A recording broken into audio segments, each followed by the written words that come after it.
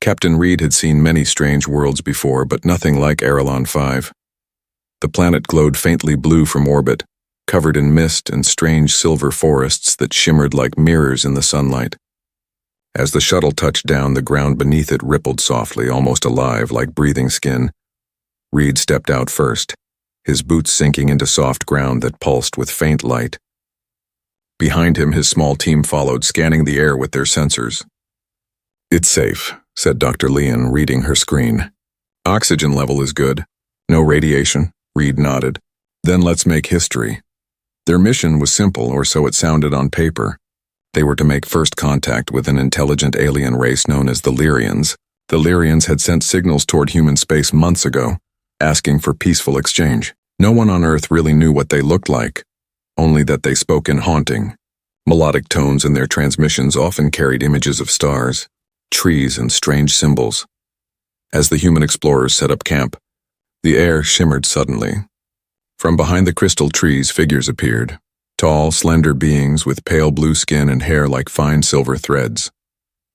Their eyes glowed faintly white without pupils, giving them an almost angelic look. The Lyrians didn't walk so much as glide over the ground. One of them, standing slightly ahead of the rest, lifted a long hand in greeting. Reed raised his own hand and smiled. "We come in peace.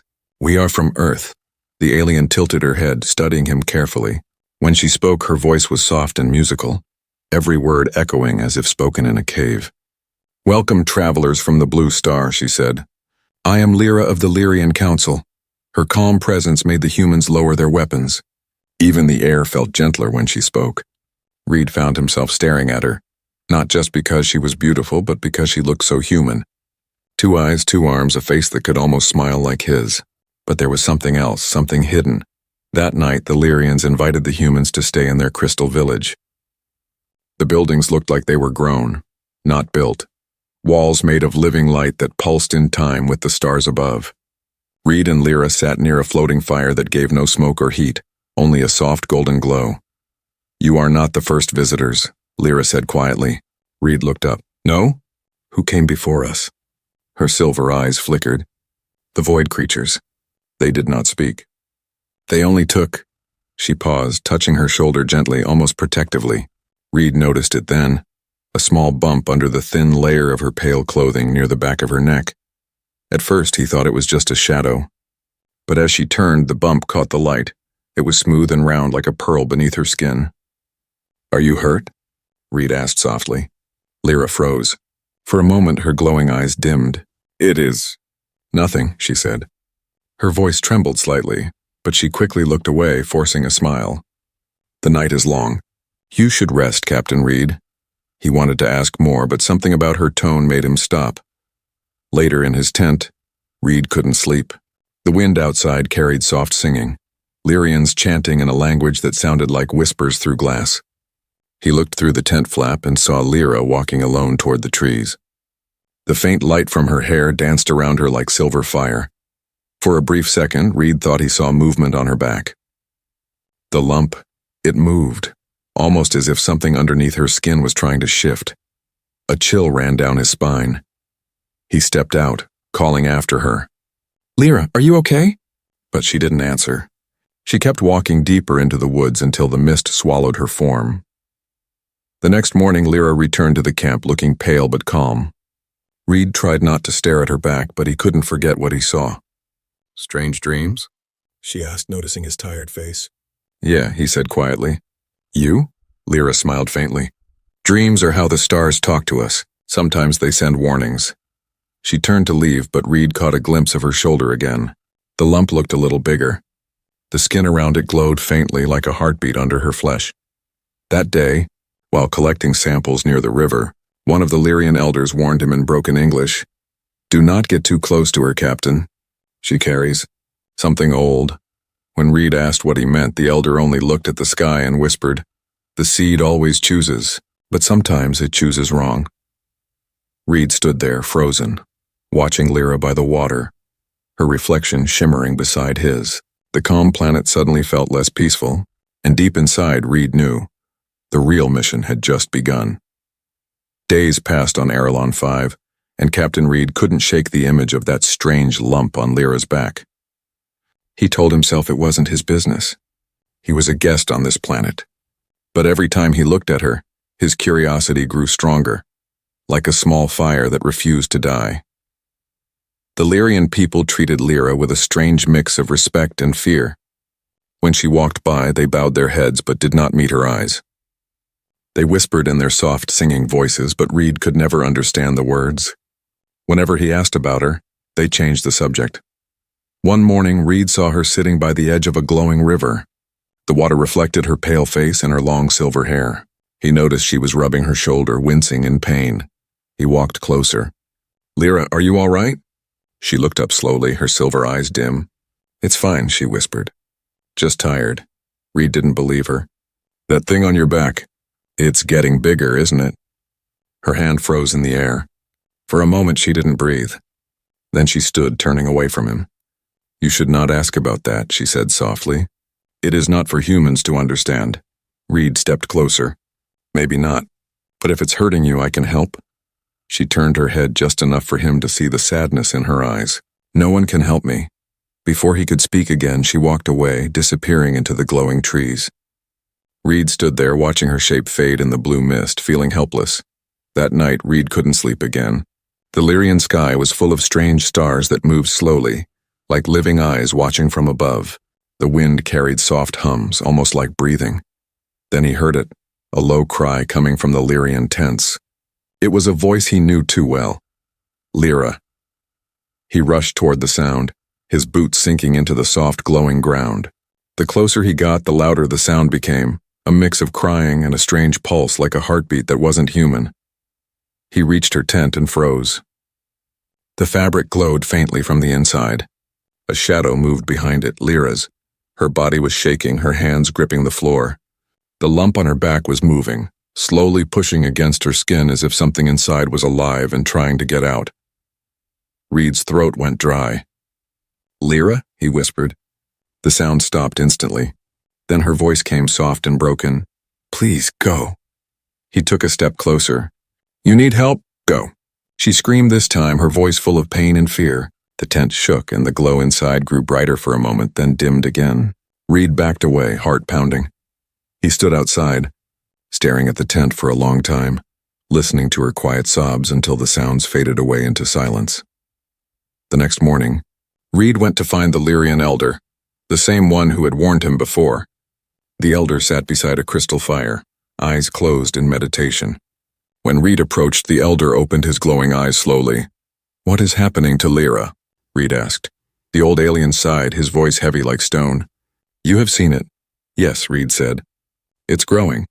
She's in pain." "What is it?" The elder looked down. "It is the seed," he whispered. "It grows inside her. It is part of our cycle, but sometimes it brings death." Reed frowned. "The seed? What does it do?" The elder's voice lowered to a whisper. "It is not only a child. It is a spirit, a living energy from our ancestors. It chooses a host. If the host is strong, they merge. If not, the seed breaks free." "And if it breaks free?" Reed asked, though he wasn't sure he wanted to know. The elder looked up, his eyes filled with sorrow. "Then everything near it dies." A cold shiver went down Reed's spine. "Why doesn't anyone help her?" "She must face it alone," the elder said. "That is our law." Reed clenched his fists. "That's madness. She's dying." The elder's voice was calm but final. "To help her is to anger the seed, and if it is angered, it may not stop." Reed turned away in frustration. He couldn't believe these people would just watch one of their own suffer.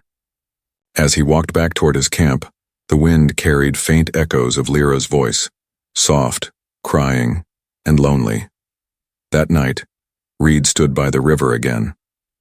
The water glowed softly and the stars seemed closer than ever. Across the water he saw Lyra standing alone, her reflection trembling with the ripples. She looked weaker, her body shaking slightly. Their eyes met. For a long moment neither spoke. Then she whispered, her voice barely reaching him. "It's growing faster now. I can feel it waking." Reed took a step forward, but before he could move closer, she turned and walked into the forest, vanishing into the mist, and for the first time, Reed felt something deeper than fear. He felt that whatever was inside Lyra was not just alive. It was waiting. Captain Reed woke before sunrise, his head heavy from another sleepless night. The alien forest shimmered under the pale light of two suns, one white, one red. Mist clung to the air like cold breath. The sounds of soft singing floated from the Lyrian village again, but this time, the melody was low and mournful. He followed the sound through the glowing trees until he found the Lyrian elder sitting beside a pool of liquid crystal. The old being dipped his long fingers into the water, whispering words that Reed couldn't understand. When Reed stepped closer, the elder turned his pale eyes toward him and said softly, "You should not be here, human." "I need answers," Reed said firmly. "Lyra is getting worse. I saw her last night. She was in pain, screaming. Whatever that thing is on her back, it's killing her. You all know it, but no one helps." The elder's face remained calm, but his glowing eyes dimmed. "There are truths you should not seek, Captain. Some knowledge changes the heart, and once it does, it cannot return to peace." Reed clenched his fists. "I don't care. Tell me what's happening to her." For a long time, the elder was silent. Then he spoke slowly, as if each word carried great weight. "She carries the seed of rebirth. Every 1,000 years it chooses one Lyrian to host it. Through the host, our species renews itself. Then why is she suffering?" Reed demanded. "If this is natural, why does it look like it's killing her?" The elder's long fingers tightened around his staff. "Because the seed is not always kind. It tests its host. Only the pure survive the joining. If the host is weak or unworthy, the seed tears itself free and leaves behind nothing but ashes." Reed felt a chill run through his blood. "You mean it kills them?" The elder nodded slowly. "Yes, and when it does, the seed searches for another body nearby. It has no mercy." Reed took a step back, his heart pounding. "Then she's in danger, and so is everyone else." "Not everyone," the elder said, looking up at the glowing sky. "It will not choose another Lyrian. If it fails in one of us, it looks beyond our kind." Reed's breath caught in his throat. "You mean, it could choose a human?" The elder looked at him sadly. "You should leave this world, Captain, before it looks into you." Later that day, Reed found Lyra near the river again. Her back was trembling with every breath she took. The skin around the lump glowed faintly blue, and strange lines spread from it across her shoulders, like roots beneath her skin.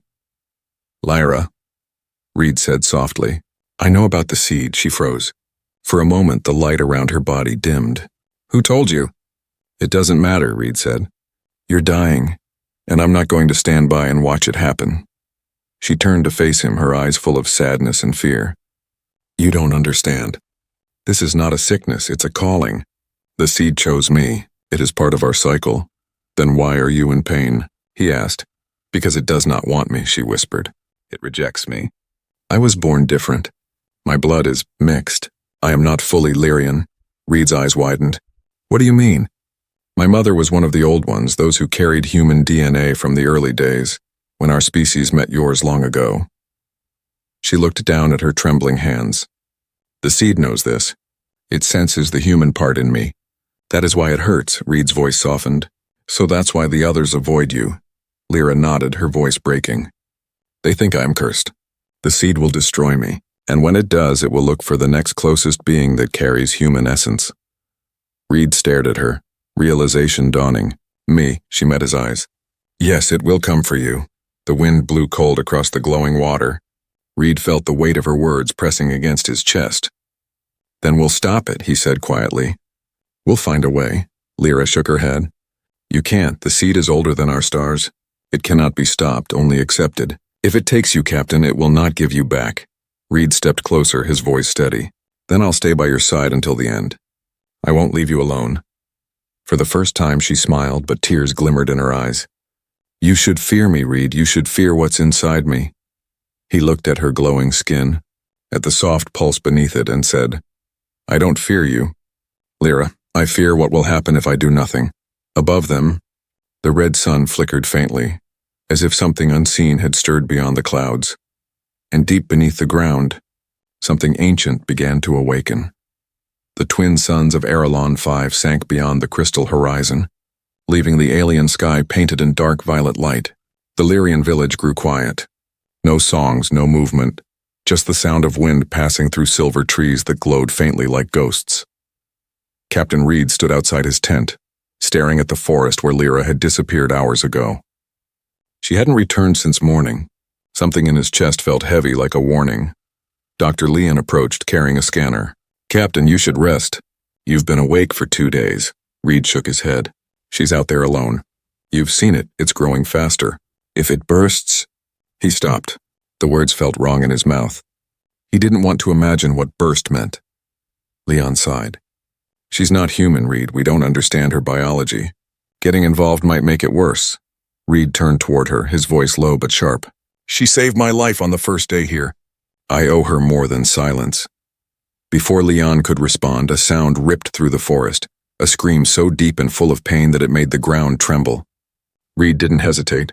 He grabbed his light rifle and ran into the mist, his boots slamming against the glowing soil. He followed the sound until he reached a clearing surrounded by tall, glass-like trees. The air shimmered with heat. In the center of the clearing, Lyra was on her knees, clutching her back. Her long silver hair was tangled, her breathing fast and shallow. "Lyra!" Reed called, dropping to his knees beside her. Her skin was burning hot. The lump on her back had grown, stretching her clothing until it tore. Blue veins pulsed across her shoulders, glowing with each beat of her heart. "Stay back," she gasped. "It's coming." "What's coming?" Reed demanded. She lifted her face toward him, her silver eyes now streaked with black. "The seed? It's waking." The ground beneath them began to pulse with the same rhythm as her heartbeat. Each pulse sent a wave of light through the trees. The forest seemed to breathe with her. Reed held her hand. "You're not alone. Fight it. You're stronger than this thing." She screamed again, louder this time. The lump began to move beneath her skin, twisting violently. Cracks of light split across her back like glowing scars. Reed tried to hold her steady, but the heat pouring off her body was unbearable. "Lyra, talk to me," he shouted. Her voice came out as a whisper between gasps. "It's trying to get out. It wants to live. It doesn't care who it kills." Then, with a sudden jolt, her body arched backward. The lump swelled once more and burst. A flash of blinding light exploded outward, throwing Reed several feet across the clearing. For a moment, there was nothing but light, wind, and silence. When he opened his eyes, the air was filled with floating particles, tiny, glowing fragments spinning slowly like fireflies. In the center, where Lyra had fallen, something was rising. It wasn't flesh. It wasn't metal. It was something in between, a shape made of pure light, transparent yet alive. The creature floated above the ground, radiating a soft hum that vibrated through Reed's bones. Lyra's body lay still beneath it, her chest barely moving. Reed crawled forward, reaching for her. "Lyra, can you hear me?" The glowing being turned toward him. It had no face, but he could feel it watching him. Then a voice entered his mind, soft, echoing, and not human. "You helped her. You stayed." Reed froze. "Who are you?" "We are what was inside her. We are the seed." He swallowed hard, glancing at Lyra. "You almost killed her. She was not strong enough to hold us." The voice was calm, almost sad, but she gave herself willingly. "Through her we are born again." Reed's hands trembled. "What do you want?" The being floated closer and the light around it brightened. "To live, to grow, to find a new bond." Reed stepped back, raising his rifle. "You're not taking her again." The light pulsed softly. "Not her." Reed felt warmth spread through his chest. His vision blurred. When he looked down, faint blue lines glowed beneath his skin, pulsing in rhythm with the creature's light. "You carry her courage," the voice said. "You are next." Reed tried to speak, but his words caught in his throat. Energy surged through him, heat, pain, and something else. He felt alive, but not in a human way. His thoughts mixed with flashes of alien memory, stars being born, worlds burning, and the same voice whispering, "Join us." When the light finally dimmed, the being was gone. The forest was silent again. Only Reed and Lyra remained. She opened her eyes weakly, whispering, "It chose you." Reed knelt beside her, his skin still glowing faintly. "Then I'll carry it. For both of us." Her lips curved into a faint smile before she closed her eyes. Reed looked up at the alien sky, his heart pounding. He could still feel the seed inside him, watching, breathing, waiting, and deep in that quiet forest. Under the twin suns of Arelon 5, Captain Reed understood the truth. It hadn't just been born, it had transferred. Captain Reed woke on the forest floor with cold dew on his face. The night sky above him was still glowing faintly blue, though the stars looked strange, closer, brighter, alive. His chest burned, every heartbeat echoing like a drum inside his ears. When he touched his arm, he froze. His veins were glowing, soft blue light running under his skin like flowing water. He gasped and pulled his hand away. "What's happening to me?" A voice echoed inside his head, not in sound but in thought. "You are alive because of us." Reed looked around wildly, but there was no one there. Only silence and the faint hum of energy still hanging in the air. The same hum that had come from the creature, the seed, before it vanished. He remembered its words. "You are next." A few meters away, Lyra lay motionless. Reed crawled to her side, shaking her shoulder gently. "Lyra, wake up." Her eyes opened slowly. The silver glow was dim now, but still there. You're still here," she whispered. "Barely," he said, forcing a weak smile. "That thing, it didn't kill me." Lyra's gaze shifted to his arm and her breath caught. "Reed, your skin. It's glowing." He looked down again. The faint blue lines pulsed softly, matching the rhythm of his heartbeat. Lyra reached out, her fingers brushing against his wrist. She gasped as a spark of light jumped between them. For a brief second, Reed could see her memories, flashes of her childhood on a glowing planet, her people singing to the stars, her fear of the seed, her loneliness. Then it was gone. Reed stumbled back, breathing hard. "What was that?" "The seed," Lyra said weakly. "It's inside you now. It bonded with you," Reed's heart pounded. "You mean I'm one of you?" She shook her head. "No. You are something new." A sudden wind rushed through the clearing, stirring the silver trees. The air shimmered again and faint shapes began to appear, like glowing spirits forming from the mist. Reed raised his weapon instinctively, but Lyra placed a trembling hand on his arm. "Don't," she whispered. "They are the Guardians." The figures solidified, tall and transparent, their bodies made of light. They spoke together in a voice that wasn't sound but vibration, deep, calm, and ancient. "The seed has chosen its host." "The balance must be kept," Reed frowned. "What balance?" "What do you want from me?" The air pulsed with light, and one of the beings stepped forward. "The seed is not just life. It is memory. It carries the will of worlds long gone. Through the host we begin again." Reed's jaw tightened. "I didn't ask for this." "Few ever do," the voice replied. "But you are not pure Lyrian. You carry the fire of humanity. Two species bound in one form. This has never happened before." Lyra looked frightened. "What does that mean?" The being turned toward her. "It means he is the bridge or the weapon." Reed felt the ground tremble under his feet. "Weapon? Against who?" The light dimmed slightly and the voice grew cold. "Against what is coming. The devourers of stars.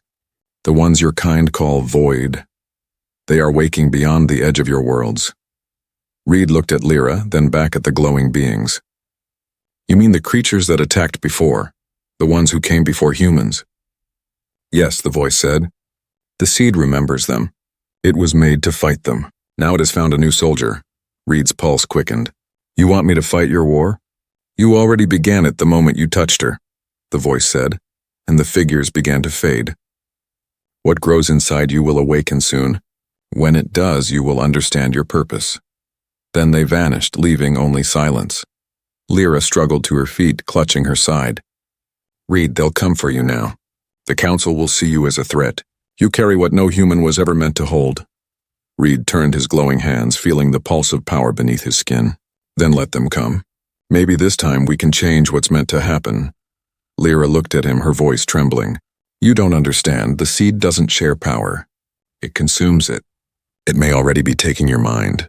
Reed smiled faintly. "Maybe, but right now I can feel it. And it feels like it's afraid." Her eyes widened.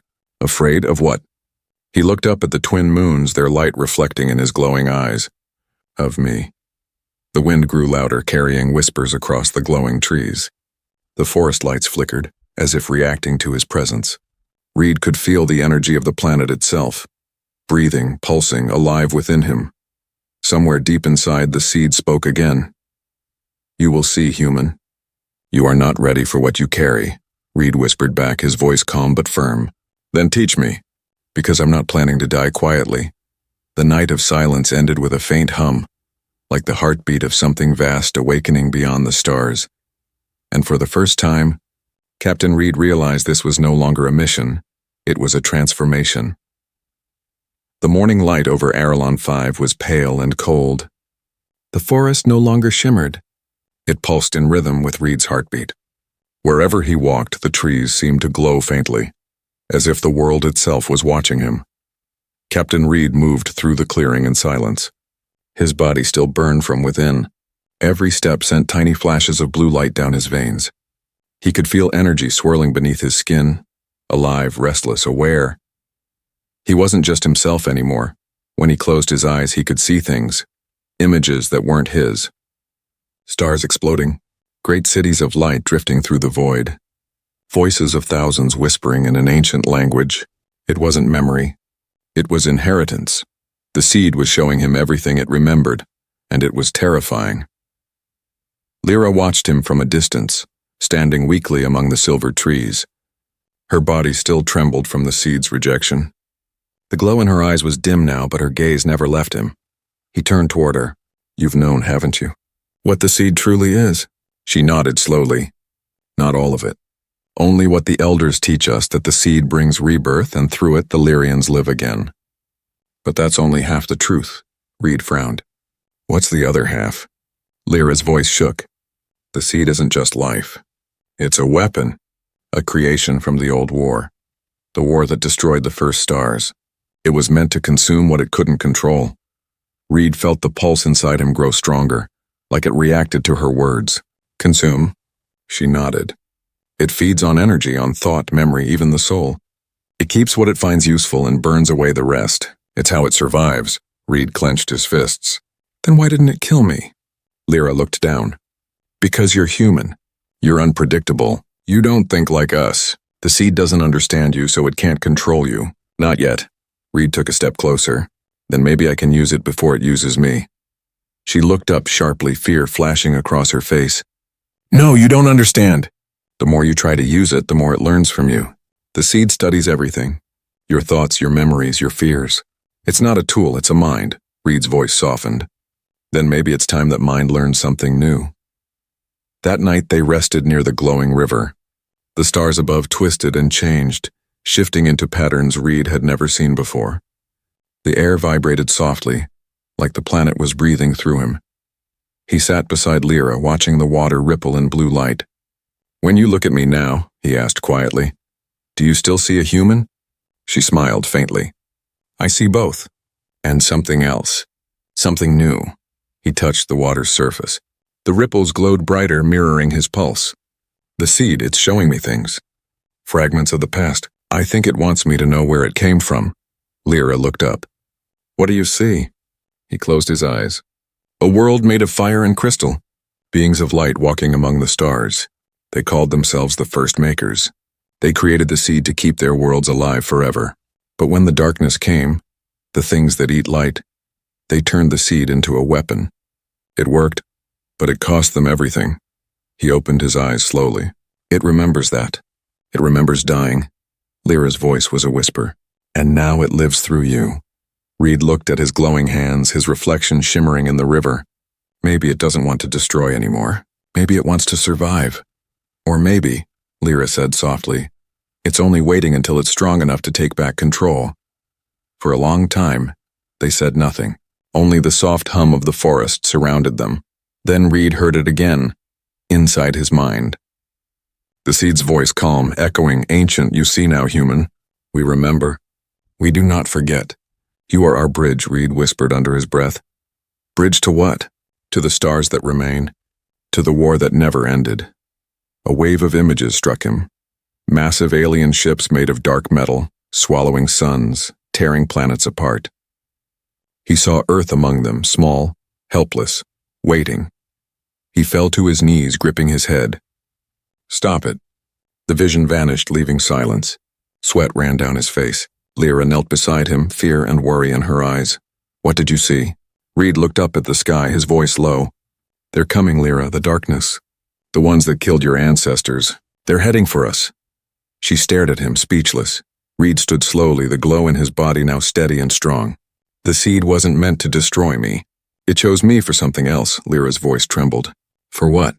He looked toward the horizon where the red sun was rising over the misty forest. To fight. Not just for this world, but for all of them. Above them, far beyond the clouds, the stars seemed to flicker, one by one, like candles before a storm. And deep inside Captain Reed's chest, the seed pulsed once more, whispering in a language older than the stars. The war begins again. The sky over Aerolon 5 was no longer peaceful. Strange lights flickered across the horizon, lines of fire cutting through the clouds. The planet's twin suns glowed dim, as if they too felt the coming storm. Captain Reed stood on the cliff above the Lyrian Valley, the wind pulling at his jacket. The faint blue glow under his skin now pulsed faster, stronger. The seed inside him was changing, becoming something he could no longer ignore. Behind him, Lyra walked slowly, her steps weak but steady. Her silver eyes had lost their brightness, but her voice remained calm. "They are here, aren't they?" she asked. Reed nodded. "The seed showed me their path. The void ships. They've already entered this system." Lyra looked up at the trembling sky. "Then the seed didn't lie." "No," Reed said quietly. "It just didn't tell us the cost." Down below, the Lyrian Council had gathered. The tall figures stood in a circle of light, their faces pale, their voices full of fear. Reed could hear them whispering as he approached. "The seed has chosen wrong," one of the elders said. "A human cannot hold its power," another hissed. "If he loses control, he will destroy us all." Reed stopped at the edge of the circle. The blue glow from his body lit the ground around him. "Then help me control it," he said firmly. The elders fell silent. None met his eyes. Finally, the eldest among them, the same who once warned him to stay away, spoke. "The seed is not meant for one. It is meant for all. When one carries it, the burden breaks them. When many share it, the power binds them." Reed frowned. "Then teach me how to share it." The elder looked at Lyra, then back at Reed. "The seed must choose to share. If you force it, you die." Reed took a breath and closed his eyes. Inside his mind, the seed's voice came instantly, soft and cold. "You would give us away, human? After what we've become?" Reed answered in thought. "If it saves them, yes," the voice hissed. "They are weak. They hide from the stars. Only you fight. Then let them see what fighting looks like." The ground shook violently. A flash of red light split the sky. Above the valley, the first void ship appeared, black and silent, shaped like a wound in space. Its surface shimmered with darkness that seemed to eat light itself. The Lyrians fell to their knees in terror. Lyra grabbed Reed's arm. "It's too late. They've come." Reed looked up at the ship. "Not too late," he said. "Not yet." The seed's energy surged through him, brighter than ever before. His body lifted slightly off the ground as blue light exploded outward, spreading across the valley like a storm. "Reed!" Lyra shouted, shielding her face. He hovered above the ground, his eyes glowing white. The seed's voice echoed through him, not in words but in waves of sound that shook the earth. "We remember."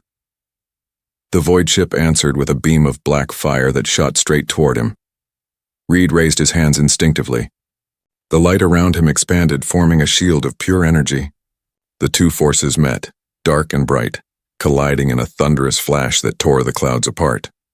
The shockwave rolled through the valley, shattering crystal trees and flattening the Lyrian towers. Yet Reed stood firm. Inside the light, he heard Lyra's voice in his mind. "You can't do this alone. Let us in."